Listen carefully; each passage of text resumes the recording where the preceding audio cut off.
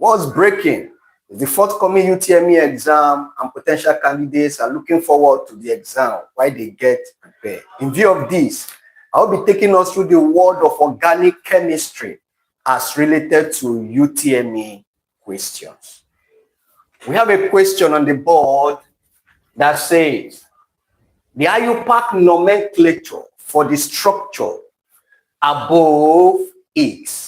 The IUPAC nomenclature for the structure above is. How do you go about answering this type of question? The first thing you should note is to identify what we call the functional group. What we call what? The functional group. The functional group in this organic structure is double bond. Is what? Double bond. And after that, we'll go ahead to identify the various branch in the structure. Looking at this structure, you will agree with me that we have organic substituents as branch as well as inorganic substituent. Then again, what you should note is this. You have to identify what we call the longest carbon containing chain, which will serve as the parent hydrocarbon. And how do you identify that? You can do that from any direction. Let's proceed from this end. We have 1, 2, 3, 4, 5. This is not the longest carbon containing chain. But if we go from this direction, if we number from this 1, 2, 3, 4, 5, 6, we've been able to identify the longest carbon containing chain. Another student can decide to come from this direction. 1, 2, 3, 4, 5. That's not the longest. Another student can decide to come from 1, 2, 3, 4, 5. So the proper direction to start numbering our carbon atom is from this end, where the functional group is closer to either the first or the second carbon atom. Because at carbon atom 2, we have the functional group double bond. But if you come from this end, 1, 2, 3, 4, it is at carbon atom 4 that will get to where we have the what? The double bond, which is the functional group. So we give numbering, we give functional group preference when numbering, trying to locate our longest carbon containing chain, which will bear the parent name. So we have 1, 2, 3, 4, 5, 6. 6 carbon atom, we call it, say, pent. We haven't identified that. We'll give preference to inorganic substituents like chlorine, inorganic substituent. We give preference to inorganic constituents ahead of organic constituent, as we have here. This is methyl. Methyl. So what does that mean? It simply means that we will name our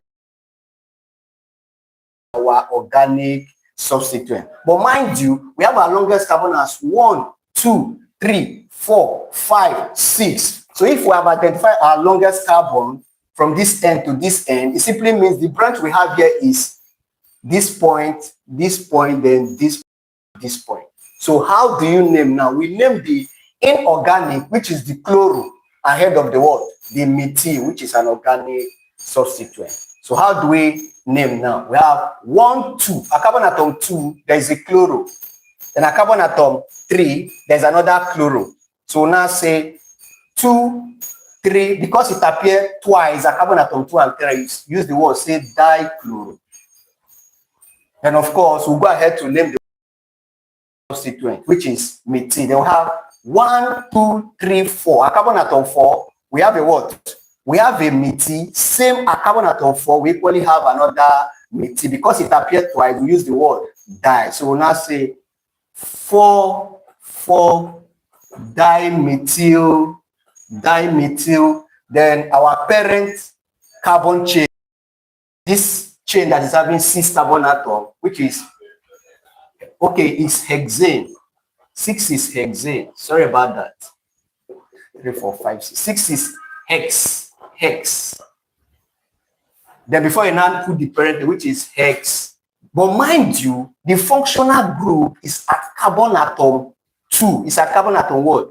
2. Because the functional group double bond is at carbon atom 2, we now say hex 2 in. This 2 is indicating or showing us the position of the functional group, which is double bond.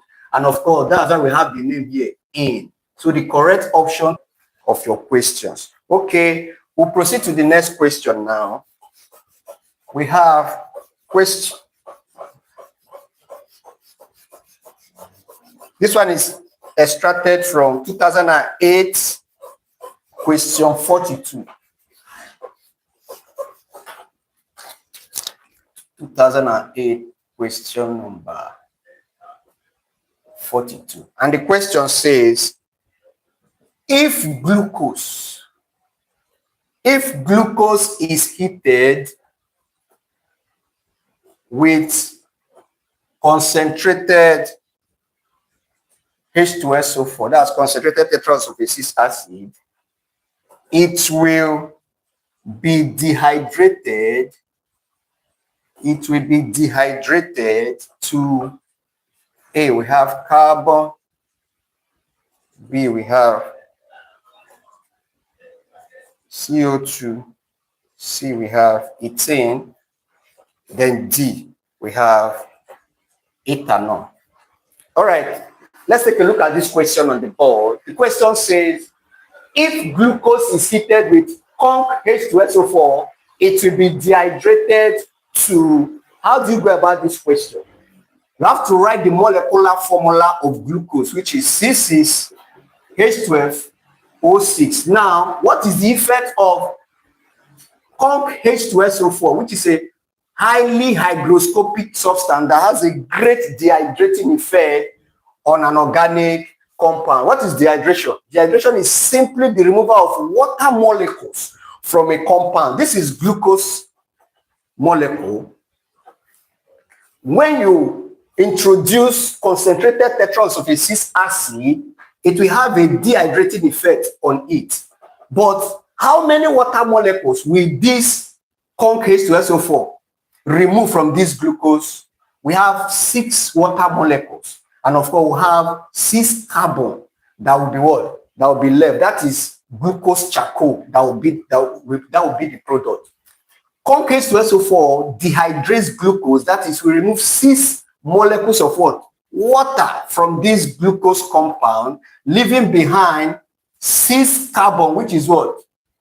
Glucose charcoal. That will be the product. Let's confirm our answer. How do you do that? We have 6 atoms of what? Carbon here. And the product here we have what? It says 6 carbon of what? 6 carbon atom as our product, which is glucose charcoal. Then 6 times 2 is what? Is 12. Of course, we have 12 here, which has already been removed. Then we have 6 atoms of what? Oxygen. So if you check this, you can equally give the reaction towards C6H12O6 to give C6 plus 6H2O. Whichever equation you give is absolutely correct. So the correct answer to this question is carbon, and it's 6 atoms of carbon that will emerge from that dehydration process. Once again, if you are just joining us, this is Fame Global Academy. We are attempting questions that has to do with organic chemistry as related to UTME or JAM exam. If you have questions, feel free to ask us. I will do it to answer. All right. We have more questions here to attempt. This one is equally from 2008, question number 39. The question says, the type of isomerism shown. Question number 39. The type of isomerism shown, the type of isomerism by cis and trans isomers is, we have A, optical isomerism. We have B, positional isomerism. Then we have C, functional isomerism. And of course, we have D, geometrical isomerism. All right. We have a question on the board here that says, the type of isomerism shown by cis and trans isomer is, we have optical isomerism, positional isomerism, functional isomerism, and geometric isomerism. The big question is, what is isomerism? Isomerism is simply the process of phenomenon whereby certain organic compounds have the same molecular formula but different structural formula. The same molecular formula but what? But different structural formula. Let's apply this definition to what we have on the board. Look at option A. Option A says optical isomerism. That is wrong. Cis and trans isomer, they are not optical isomerism. What do we mean by optical isomerism? A good example is what we have in lactic acid. Lactic acid is an optical isomerism, or isomer is not a cis and trans isomer. Why? Because it has a central carbon we call a chiral carbon. What is a chiral carbon? A chiral carbon is the central carbon that is attached or that is bearing four different groups, like see OOH, OH, H, and H3C. So this is what we call optical isomerism, as seen in lactic acid, whereby the central carbon, which of course is what we call the chiral carbon, is bearing four different groups. You can see the groups in this structure of lactic acid. This is carboxylic acid group, this is hydroxyl group, this is hydrogen atom, and this is the methyl group. So option A is wrong. Then we have what we call position or positional isomerism. What do we mean by position or positional isomerism? Okay, let me use 1,1-dichlorobutane and 1,2-dichlorobutane as case study to explain positional isomerism. Chloropentane. All right, we have yet another question on the board that says the name of the compound above is, how do you go about this? The first rule is identify the functional group. Of course, the functional group in this structure is single bond. Is what? Single bond. Then look for your longest carbon containing chain. How do you go about looking for your longest carbon containing chain?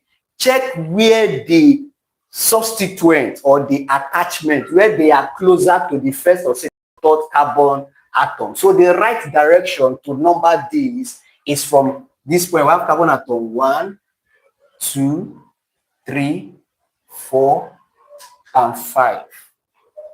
Why did we come from this direction? Why do we have to come from this direction? We have a bromo at this terminal end. We have another bromo at this terminal end. But it's better for us to start from this side because after bromo, we have chloro, which is closer to the bromo from this end. So you start numbering from the side where you have what we call the smallest possible number to the branch or to the attachment. And again, if you have two different inorganic substituents, as we have in this structure, we have a bromo and a chloro, then we have another bromo. So if you have two inorganic substituents, what do? You must name alphabetically. What does that mean? It simply means that in this structure, for example, we must name bromo before we name what? Before we name chloro. Before we name what? Chloro. So let's look at the position of the what? Of the inorganic substituent. We have a carbon atom 1, there is a bromo. A carbon atom 2, there is a chloro. Let's say a carbon atom 1, we have what? A bromo. Then a carbon atom 1, 2, 3, 4, 5. A carbon atom 5, we have another what? Another bromo. So now have 1, 5, because bromo appeared twice, a carbon atom 1 and 5, dibromo, bromo. Then we have chloro, a carbon atom what? 1, 2. A carbon atom 2, we have a chloro. 1, 5 dibromo. Then we have 2 chloro. 1, 2, 3, 4, 5. Then the longest carbon there is 5, which is what? pentane. 1,5-dibromo. 2-chloropentane. 1,5-dibromo. 2-chloropentane. So that's the correct IUPAC name of this structure as we have it on the board. So once again, if you are just joining us, this is FAME Global Academy. And if you have questions, you can ask. We are right here to answer your questions. So we'll take yet another question that says, which of the following methods is used to obtain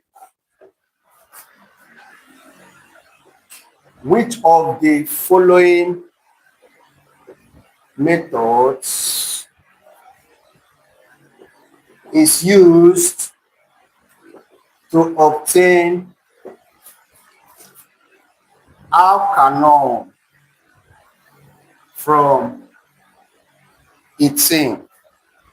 Okay, we have dehydration. B, we have hydrolysis. C, we have hydration.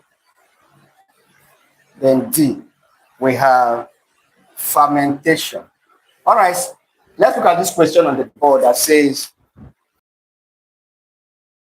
it's used to obtain alkanol from ethane. To obtain an alkanol from an alkane, all right? It's not necessarily alkane, from an alkane. All right, we are going to use ethane as an alkane. We'll use it as a case study. C2H4. How do we draw the structure of ethane? C double bond C. Then of course we have HH. Is an unsaturated organic compound. That's the structure for an alkane known as ethane. Known as what? Ethane. Look at the question. The question says, which of the following method is used to obtain alkanol from an alkane? From this alkanol, which is C2H5OH from an alkane like ethane, what are we supposed to do? If I hydrate this alkane, what is hydration? The addition of water molecule to an organic compound or to a compound. If I add one water molecule to attack or react with this ethane, my product will be ethanol. How is that achieved? How is that what achieved? It's very simple, quite very simple. Okay, we have the structure as we have it on the board. It simply means that, H2O, when it's ionized, you have OH minus and H plus. So we have OH and H. So it simply means position can still accept atoms like OH and H. And when that happens, this compound that is unsaturated will become saturated. Will become what? Saturated by the hydration or by the addition of one water molecule. And of course, the double bond, which connotes unsaturation, will disappear and we'll be having single bond there. What do we mean? We have CC. Initially, we have H here, H here, H here, H here. Then OH will now be placed here. Then the other H will now be placed here. This is the simple structure for ethanol. Simple structure for what? For ethanol. It simply means when we hydrate an alkane, the product is always ethanol. And on the contrary, you may be asked another question. When we dehydrate ethanol, what will be formed? When we dehydrate ethanol with corn K2SO4, for example, we'll get back ethane. We'll get back what? Ethane, which is C2H4 with the elimination of one water molecule. So the hydration of alkanes brings about the formation or the production of alkanols like ethanol. So the correct option to this question is option C. Hydration of alkanes produces alkanols. I hope you are having a nice time with us. If you have questions, please feel free to ask us. We are here to answer you. We have yet another question here on the board from 2005, question 11.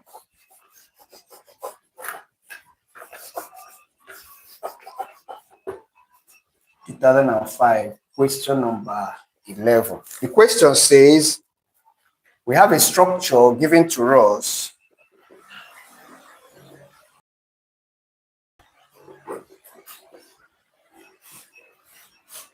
Say the IUPAC nomenclature for the alcohol above is the IUPAC nomenclature for the structure above is, we have A, 1,2-dimethyl prop 2N. We have B, 1,1-dimethyl prop 2N. Then we have C, 2-dimethyl but 3N. Then we have D, 3-methyl but 1N. All right, we have another question on the board that says, give the IUPAC nomenclature name for the structure above.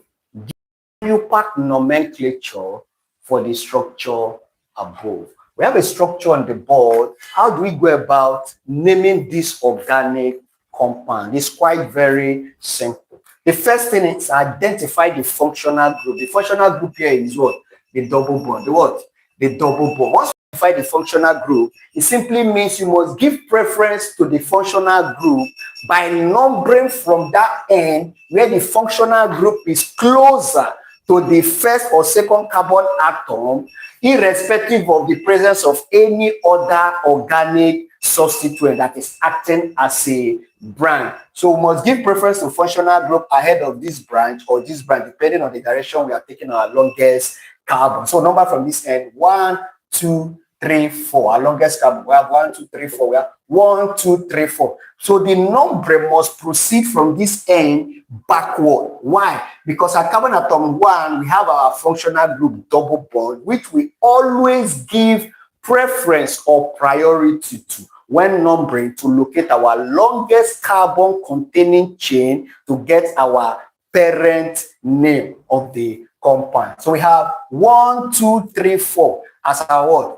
As our longest carbon containing chain. So our parent name that we having, because the functional group is what?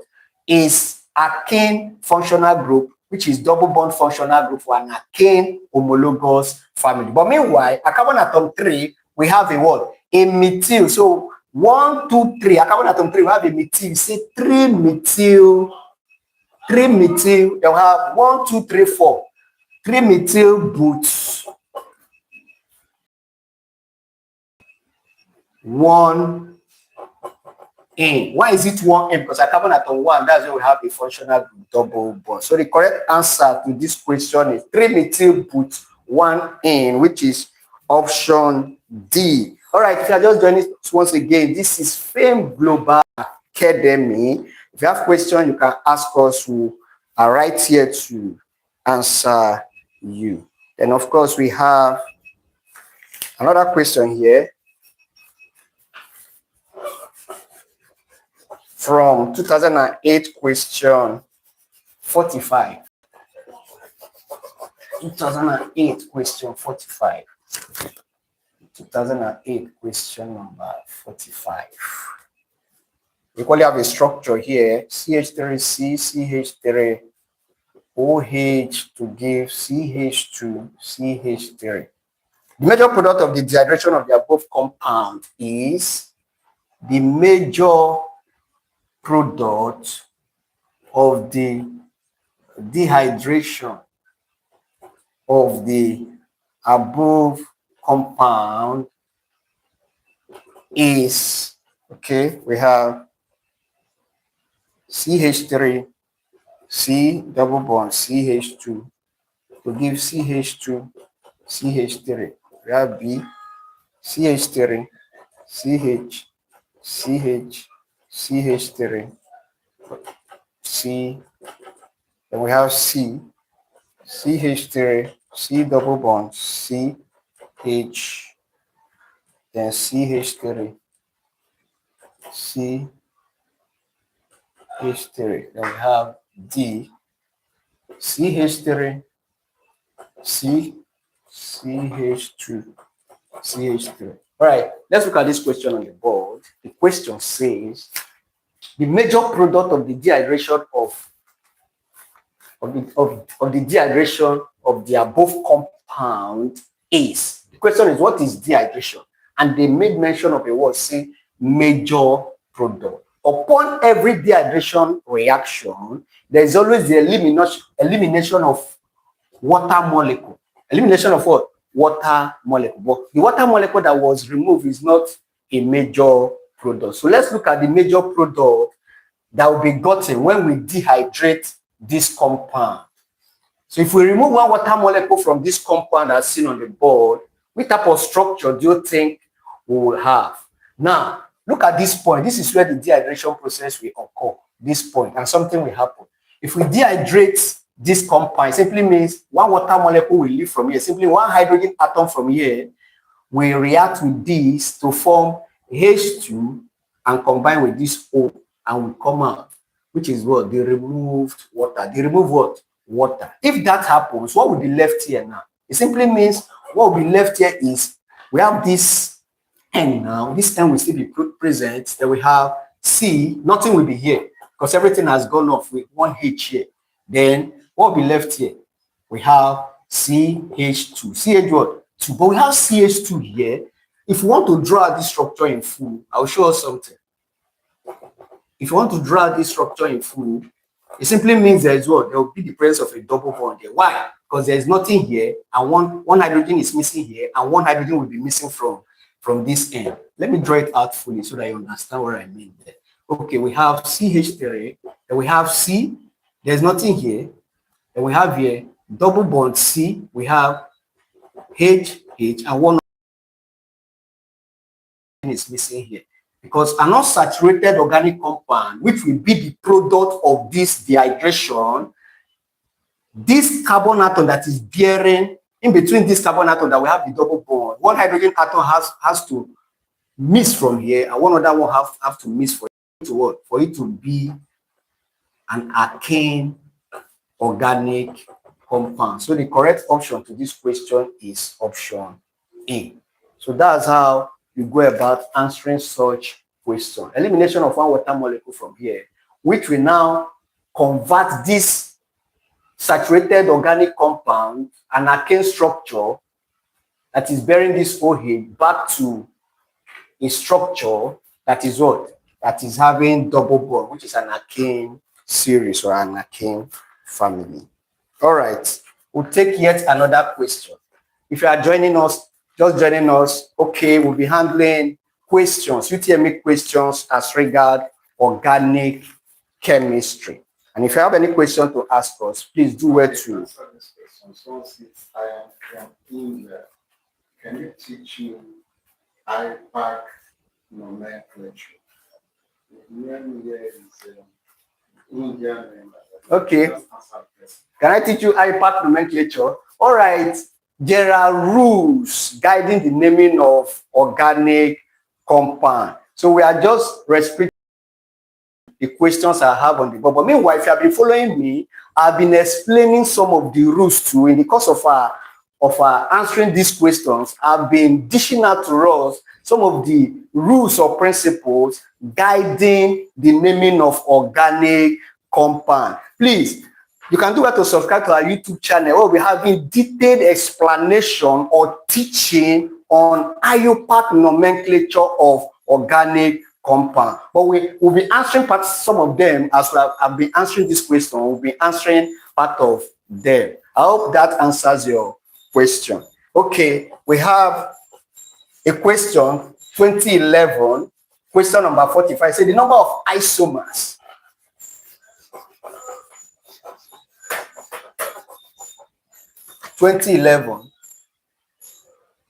We have question number 45. Question 45. It says the number of isomers of what? Of isomers that can be obtained that can be what? Obtained from C4H10 is, we have A, 2, B, 3, C, 4, D, 1. Let's look at this question on the board. You know, this is UTME exams. I'll show you a very fast way to answer this type of question, but I'll go further to explain in detail how you go about deriving the structures of the different isomers of this particular organic compound. The question says the number of isomers that can be obtained from C4H10 is the big question. This is what? Butane from an alkane family. Let's draw the full structure of butane. We have 1, 2, 3, 4. It has 4 carbon atoms everywhere, fully saturated or bonded by what? By hydrogen atom. By what? Hydrogen atom. So the GMF, general molecular formula, just the molecular formula. 4, 1, 2, 3, 4, H what? 1, 2, 3, 4, 7, 8, 9, 10. H what? 10. H10. What do we call, what are isomers? Earlier on, I defined isomerism as the process of phenomenon whereby certain organic compounds, as we have on the board, like butane, have the same molecular formula as we have on the board, C4H10, but different structural formula. It simply follows or means that, are you seeing the structure of butane as we have it on the board? I can write this other structure in another form, which will make it 2. So I will give you now what we call an isomer of butane. This is what we call normal butane. N-butane is the first isomer of butane. Of what? Butane. It simply means which other form can I draw this structure? Can I what? Draw this structure. I can redraw this structure in another form, but when I count the carbon atom, it will give me 4. If I count the hydrogen atom, it will give me what? 10. But its structure will be quite different from this. That is what we call isomers. Organic compounds, same molecular formula, C4H10 as we have for butane, but structurally, they will be different or they will differ. So the only isomer of normal butane is what we call 2-methylpropane. Look at it. Are you seeing this N? I can convert this N to what we call an alkyl group, a methyl group. And if I do that, we'll now be having 3 carbon atoms like this. If I'm having 3 carbon atoms, now listen to me and listen very well. The rule is that if you have your longest carbon chain as we have it like this 3, and you want to add a methyl, which is CH3, to this compound, never you place it at the first carbon atom from this end or at the first carbon atom from this end. You must place it from the second, third, or fourth. Never you place an organic substituent like methyl at first carbon atom from this end or first carbon atom from this end. The only place you can place this CH3 is either here, CH3, and not the rest of the other part will be what? Will be filled with what? Hydrogen. Or you substitute this, you can take it down and put the hydrogen. Oh, let's count the carbon atom. We have 1, 2, 3, 4. C4. H is how many? 3, 4, 5, 6, 7, 8, 9, 10. H what? 10. We call this compound 1, 2, 1, 2. We call it 2-methyl. 2 what? 2-methylpropane. 2-methyl what? Propane. 1, 2 or 1, 2. A carbon atom 2. There's a methyl. Say 2-methyl. Longest carbon is 3.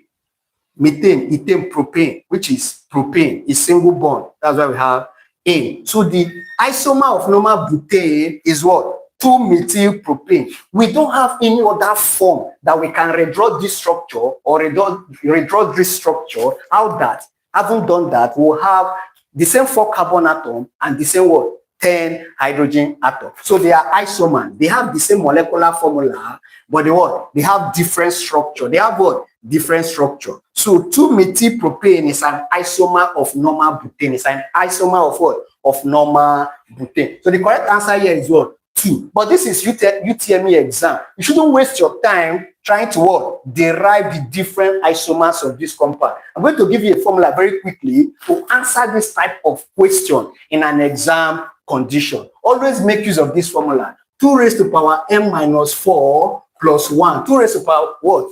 M minus 4 plus 1. Another question they may ask you, it simply follows the isomers of what? of the alkane series must begin from a situation where the carbon atom is 4, at least 4.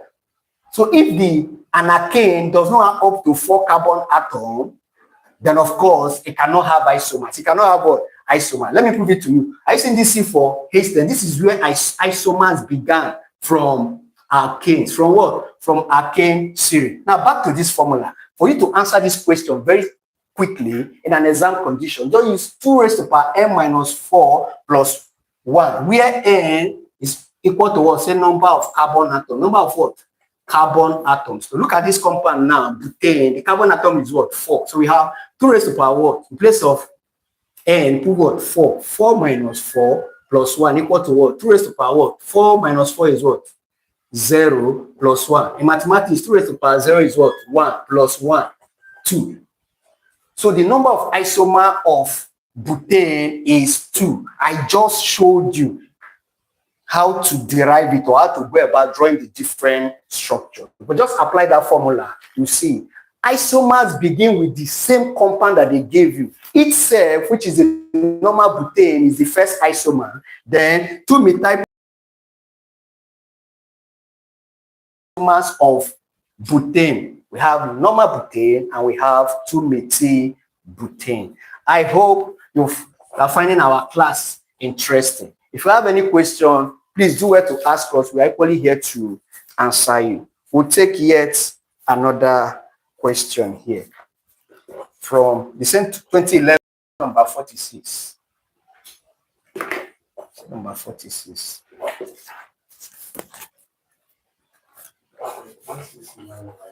All right, sir. Okay.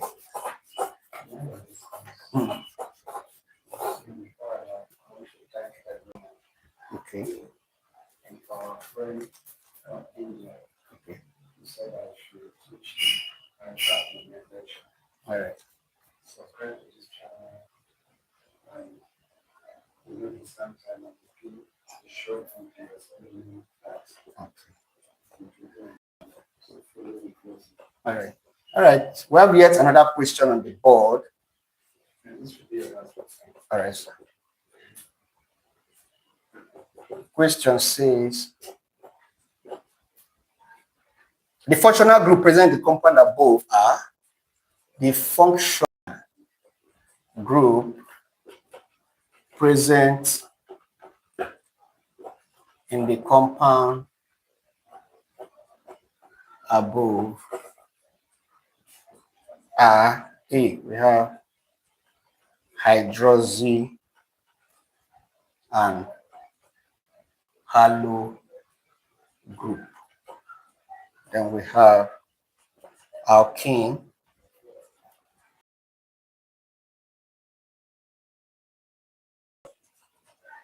hydroxyl and chloro group. Then we have D, alkene and chloro group. All right, we have a question on the board. This is quite very asked. The functional group present in the compound above are, we're just asked to identify the functional group here and not to name the compound. Let's look at this structure very closely. You agree with me that this is a functional group, OH, a hydroxyl functional group, as we have in. Then we have halogens, 2 halogens there, chlorine, chlorine.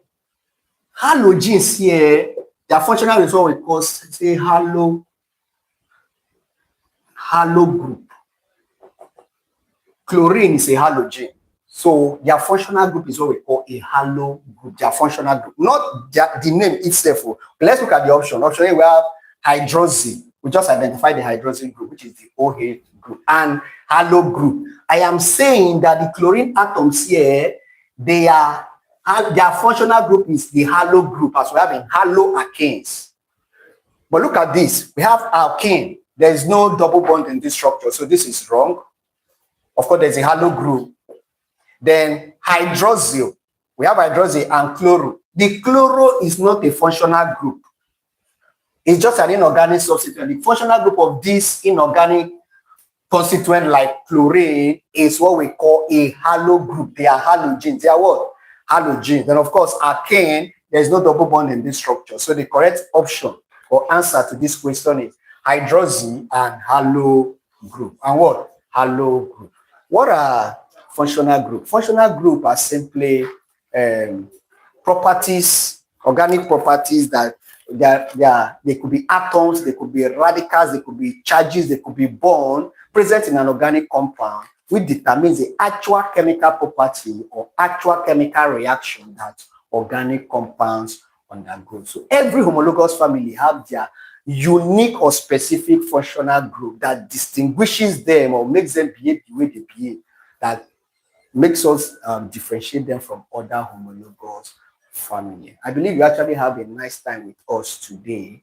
And I want to thank every one of you that joined us in this class today. And I also equally want to use this medium or this opportunity to reach out to our friend from India that actually requested for teaching on IUPAC nomenclature of organic compound. Please do well to subscribe to our YouTube channel. In a very short while, you'll be seeing live videos where I will explain in detail the rules or the principles guiding the IUPAC nomenclature of organic compound. Once again, this is Fame Global Academy. Please do well to subscribe to our YouTube channel. I'm looking forward to see you again in some other of our class. Thank you.